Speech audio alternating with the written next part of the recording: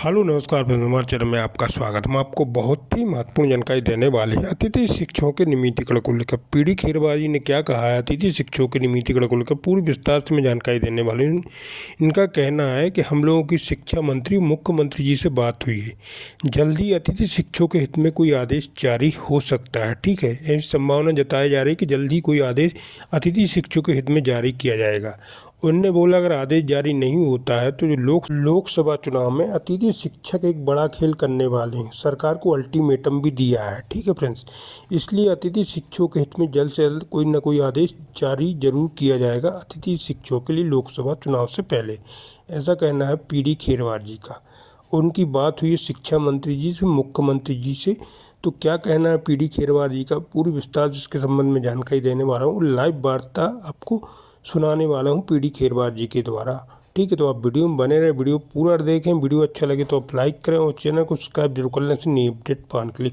और आगे की रणनीति क्या रहेगी अतिथि शिक्षकों की, इसको लेकर भी महत्वपूर्ण जानकारी दी गई है। और अतिथि शिक्षकों के हित में क्या आदेश जारी होने वाला है, इसके संबंध में भी पीडी खेरवार जी के द्वारा बताया गया। तो आप वीडियो में बने रहे, वीडियो पूरा जरूर देखें क्या कहना है पीडी खेरवार। समस्त अतिथि शिक्षक साथियों को सादर जय हिंद और सादर नमस्कार। जय जय गुरुदेव। साथियों, विश्वास है आप सभी स्वस्थ होंगे, स्वस्थ मैं भी हूँ। बड़े दिन बाद आज इस वीडियो के माध्यम से आप सब तक अपनी बात पहुँचाने का मन हुआ। साथियों, दरअसल सभी पीड़ित हैं अतिथि शिक्षक व्यवस्था से, और पिछले समय या पिछले सत्र में सरकार के द्वारा जो कुछ हमारे हित में घोषणाएं की गई उस पर अमल नहीं हो सका है, सिवाय मानदेय के। मानदेय में की गई दोगुनी बढ़ोतरी तो खैर यदा कदा लागू हो रही है। अलग बात है कुछ जगह अभी भी समस्याएं बनी हुई हैं मानदेय को लेकर के, हम उस पर भी चर्चा करेंगे। मुख्य विषय हमारा ये रहा कि अतिथि शिक्षक दिन प्रतिदिन काम से अलग होते जा रहे हैं, और यह व्यवस्था सरकार के द्वारा 2008 से ही जारी है। किसी न किसी रूप में अतिथि शिक्षकों को बाहर का रास्ता देखना ही पड़ते आ रहा है। वर्तमान में भी लगातार आदेश जारी हो रहे हैं कि ट्रांसफ़र, प्रमोशन इत्यादि में अतिथि शिक्षक बाहर हो रहे हैं। कुछ समय पहले एक मुश्त भर्तियाँ हुई, उसमें हमारे साथी बहुत सारे बाहर हुए। कुछ मेहनत कर साथियों ने मेहनत करके परीक्षाएं पास करी और मेरिट में नंबर लग गया, वो शिक्षक बन भी गए। उन सबको हम बहुत बहुत बधाइयाँ प्रेषित करते हैं। साथियों, ज़्यादा चिंता करने की आवश्यकता नहीं, जीवन है। हमने बहुत अच्छा काम किया है अपने जीवन में, इसका परिणाम अगर सरकार बहुत अच्छा नहीं दे पा रही है तो कहीं ना कहीं हमको इसका नतीजा हमारे घर परिवार में सुखद जरूर मिलेगा। बहुत अच्छा होगा कि सरकार ही बहुत अच्छा नतीजे पर पहुंचे हमारे लिए विचार करके, और हम जो लगातार मांग करते आ रहे हैं कि हमारी नौकरी नियमित हो, रेगुलर हो, तो उस पर भी सरकार अमल करे, ये हम विश्वास करते हैं। तब भी ज़्यादा निराश होने की आवश्यकता नहीं है, हम लगातार प्रयासरत हैं।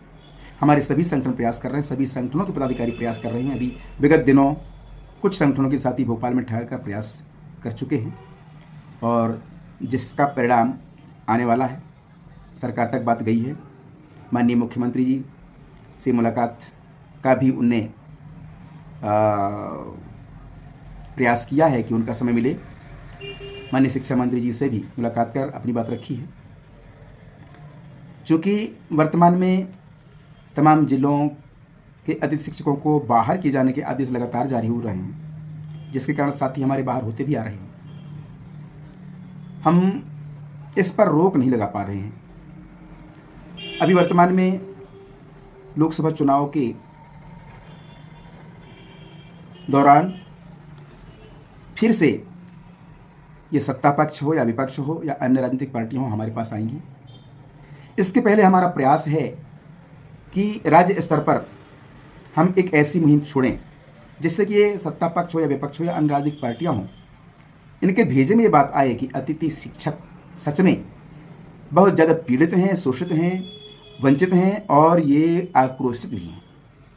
हम अपना आक्रोश लोकसभा चुनाव के पहले एक बार दिखाएंगे। इसके लिए सभी मन से तैयार रहिए।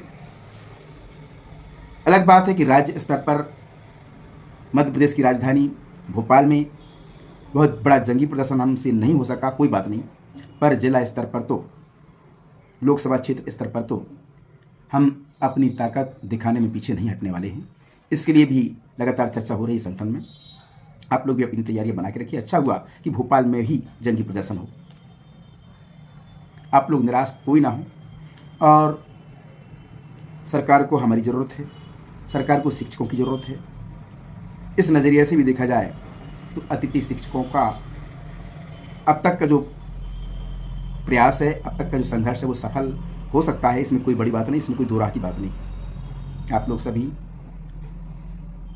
इसी बात को लेकर तंग ना हो, एक दूसरे पर छीटाकशी ना करें, टीका टिप्पणी ना करें। टीका टिप्पणी छीटाकशी करने का समय नहीं है, एक दूसरे को नीचा दिखाने का समय नहीं है। हम सब मिलकर अब तक संघर्ष करते आए, आगे भी करते रहेंगे। साथियों, कुछ जगह मानदेय को लेकर के विसंगतियां हैं। मानदेय 4-4, 5-5 महीने का कई जगह नहीं मिला है। उसके संबंध में भी लगातार पत्राचार विभाग से संगठन करते आ रहा है। कुछ जगह की शिकायतें आ रही हैं कि सितंबर से जो मानदेय दोगुना करके भुगतान किया जाना था वो नहीं हो सका है। मैं अपने मंडला जिले की ही बात करूं, मंडला जिले के विकासखंड विजयडांडी में अक्टूबर से बढ़ा हुआ मानदेय बनाया जा रहा है, भुगतान किया जा रहा है। सितंबर का मानदेय बढ़ाकर नहीं दिया गया है। इसके लिए हमने डीडीओ विकासखंड शिक्षा अधिकारी से बात की, स्थानीय अति शिक्षक साथ ही बात की, मैंने बात करी। उनका कहना है कि वो जिला स्तर के आदेश का पालन नहीं करेंगे, उनको राज्य स्तर का आदेश चाहिए कि 1 सितंबर से बढ़ा हुआ मानदेय भुगतान किया जाना है। जबकि ऐसा नहीं है। सितंबर के दूसरे सप्ताह में ही आदेश हुए थे कि सितंबर से ही अतिथि शिक्षकों का मानदेय भुगतान किया जाए बढ़ा हुआ। चूँकि पंचायत 2 सितंबर को हो चुकी थी, घोषणा 2 सितंबर को हो चुकी थी, तो कहीं ना कहीं 2 सितंबर से यानी सितंबर के महीने से ही मानदेय बढ़ाकर दिया जाना चाहिए था। परंतु बहुत सारी जगहों में देखा गया है कि मानदेय लगभग 6-7 दिन का काट कर भुगतान किया गया है। विजयडांडी विकासखंड जिला मंडला की बात करूं तो सितंबर का मानदेय अभी पुराने दर पर ही भुगतान हुआ है। मैंने इस बात को लेकर 5 जनवरी 2012 को एक कार्रवाई करी, जिसकी कॉपी है सहायक आयुक्त आदिवासी विकास विभाग मंडला को, और उसकी प्रति मैंने जिला कलेक्टर को भी दी। इसमें मांग की कि विजयडांडी विकास खंड का बढ़ा हुआ मानदेय सितंबर से ही दिया जाना चाहिए। 5-7 दिन तक इंतजार किया आश्वासन के बाद, तब भी कुछ नहीं हुआ। मैंने 12-13 तारीख को फिर आदिवासी विकास विभाग कार्यालय मंडला पहुंचकर, चूँकि सहायक आयुक्त महोदय उस दिन कार्यालय में नहीं मिले, मैंने संबंधित विभाग के बड़े बाबू से बात की, उन्हें भी ध्यान दिलाया। पता चला 2-4 दिन के अंदर भी कोई कार्रवाई नहीं की गई। जन सुनवाई 16 जनवरी को पहुंचकर मैंने एक आवेदन भी दिया जिला कलेक्टर के नाम पर कि लगातार कार्रवाई के बाद भी अतिथि शिक्षकों का बढ़ा हुआ मानदेय विजयडांडी विकासखंड का नहीं मिल पा रहा है, मानदेय भुगतान कराया जाए। इस तरह की पावती मिलती है रजिस्ट्रेशन की जन सुनवाई में। तो साथ ही चिंता की बात नहीं, मेरा दिखाने बताने का मतलब ये है कि अन्य जगहों पर भी इस तरह की समस्याएं अगर आ रही होंगी तो आप इस तरह की कार्रवाई करिए। मानदेय जरूर मिलेगा, मानदेय का भुगतान करना उनकी मजबूरी है। अलग बात है कि कहीं पर नासमझी के चलते यह सब हो रहा है। हम धीरे से प्रयास करें और हमारे हक में जो भी है वह हम लेकर छोड़ेंगे। वैसे तो हक में रेगुलर नौकरी भी, रेगुलर नियमितीकरण भी हमारा है, उसको हम नहीं ले पा रहे हैं, अलग बात है, पर वह भी हमारे हक में कहाँ जाएगा।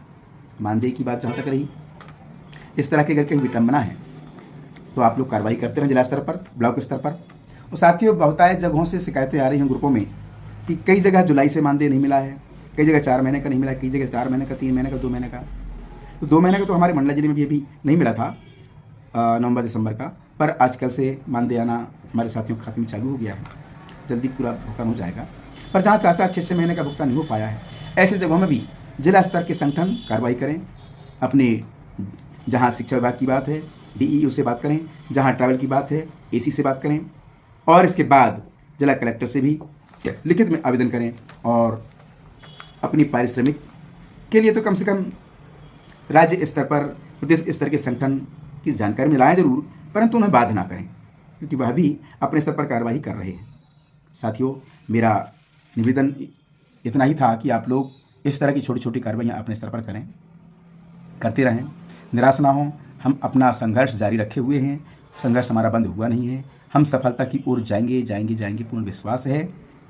बहुत जल्द हम सड़कों पर उतरकर फिर अपनी ताकत का एहसास इन राजनीतिक पार्टियों, इन सत्ताधारी पार्टियों को दिलाएंगे।